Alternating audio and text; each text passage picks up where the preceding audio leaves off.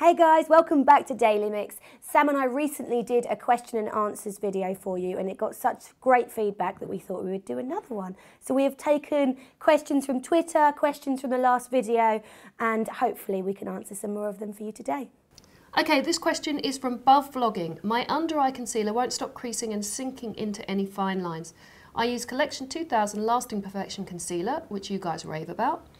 I always moisturise and I use the Real Techniques brush. What am I doing wrong? Well, you haven't mentioned that you're setting it with a powder. So I think that's kind of an essential step to it, is like you want a very fine, jet milled, loose powder that you can put very gently under the eyes just to set that. Also, check your moisturiser that it's not too oily. I rave a lot about oilated moisturiser. However, I find when I use it under the eyes, it can break down product, mascara. So do check your moisturiser as well. This question is from Michelle Rial. It is, I have a question. How often should I wash my foundation brush? If it's your own personal foundation brush, I don't think you need to wash it every time. But you'll notice when it starts to get a bit thicker, a bit heavier, that it needs a good clean.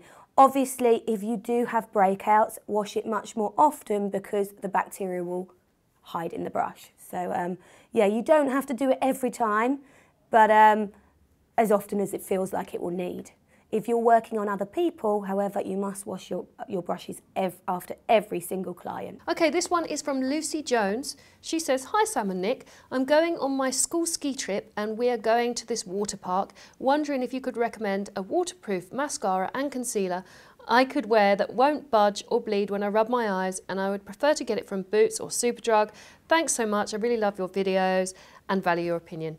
Most brands do a waterproof mascara now, so you know you're pretty okay with most brands. Drugstore mascaras tend to be brilliant anyway, so you should be fine there. I would go for Bourjois. Bourjois make excellent mascaras. So. Concealer is the harder one, I have to say, because a concealer will break down.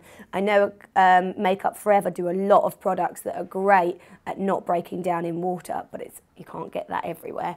I would probably go for the concealer from MAC, the Studio Finish, because that's a really good cream. It's quite emollient, so if you think about emollient, it's kind of quite waxy, so water tends to run off it a bit. So I'd go for that one. This is from Megan Rose Lindsay. What is your favourite kind of look to do? I think we all differ, actually. What's yours? Oh, put me on the spot. I like doing... Oh, I don't know. Oh, I'll answer then. My favourite kind of looks to do are kind of the Hollywood stars, because I like that they wear a lot of makeup. I like to do Kim Kardashian, J-Lo, anyone that wears perfect skin, perfect eyes, perfect brows and perfect lips, because I like to whack it all on personally, whereas you're probably a bit more grungy, I'm probably the aren't opposite you? of that. I like it if it has something a bit dishevelled about it, definitely.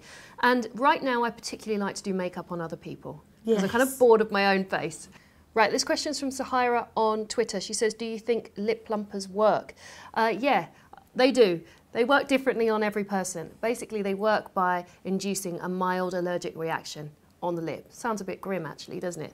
And they use ingredients like cinnamon and, you know, just things that you might be slightly allergic to. It's a bit like having a bee sting, I suppose. So it will work, but only temporarily. And it depends how allergic you are as to how comfortable it is and how much of a reaction you get, I guess. So yeah, I've had ones in the past that work really well. I've had ones in the past that really sting, and some that do nothing. So it depends on the one that works for you, I guess. But if it's full of lips that you want, you can enhance your lips a little bit more without using such a gloss or a product like that, just by using a really flat coloured lip liner that hasn't got any red in it around the outside of your lip will make them stand out a little bit more, almost creating a shadow.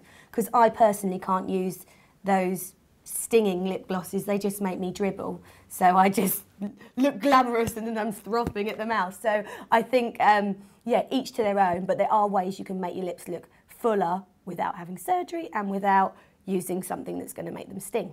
Okay, this question's from Leah.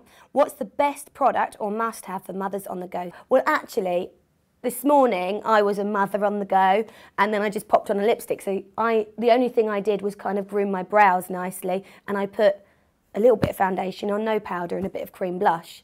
So, and some mascara, but I've got no eyeshadow on whatsoever because time is of the essence, but I still wanted to look nice. So I would say anything that you can do in kind of, I give myself 7 minutes max, because otherwise my son is going crazy. If you've got quite an oily skin, you can get such great foundation powders now that you just whack on, it makes the skin look perfect, and it's so quick and easy. Yeah, I would say the same. Sometimes I try to find products that double up, like a tinted lip balm, so something's going to moisturise my lips but give it a little bit of colour, or a tinted moisturiser, so I'm getting my moisturiser and my foundation on at the same time. So products that do that work really well for me, I think. I think the key is as well to bring out what you want to bring out. So I would always put a mascara on, because then my eyes, people will notice my eyes first rather than the rest of my face if it's looking not so great. So yeah, just if you haven't got time, just grab one key thing, maybe a bit of concealer under the eyes and a bit of mascara, and you'll feel better anyway. Right, this question is from Kaylee. Kaylee says, is there a good foundation that covers redness on pretty pale skin? I can never get one that matches and covers it. Okay, so you want a medium to full coverage foundation because you've got a bit of something to cover. I would try Illamasqua Skin Base because they go really pale. In fact, they go all the way up to a white. And what you can do with a white foundation is you can just buy that and mix it with any foundations that you've already bought and wasted your money on to make them much lighter. Yeah, I would say the same thing. Or, you know, if you don't want a full coverage, but I personally get quite rosy cheeks, I will then get a concealer that's a better colour and just run it over my cheek areas or where I get the redness, so that the rest of my skin isn't covered or doesn't feel like it's got so much on. It's quite hard to find a light foundation for light skin anyway, a very pale foundation, but as Sam said, getting a white one and mixing it with anything is a really, really good idea. So thanks so much for joining us, and don't worry, Style Me Beautiful isn't going away. It'll be back. It's just that we've realised that so many of you have got questions that you want answered, so we thought we'd do a couple of these Q&As and then a few Pixiwoo masterclasses coming up in the next few weeks, so I hope you enjoy those. If you've enjoyed this video, don't forget to like it, subscribe, leave a comment. We love all that stuff. Ask us lots of more questions. Absolutely. So we can do more of these for you. Thanks for watching, guys. Bye-bye. Bye-bye. Okay, time for some powder. We didn't have the right colour, so Sam has given me 2 powders, which I'm going to mix together.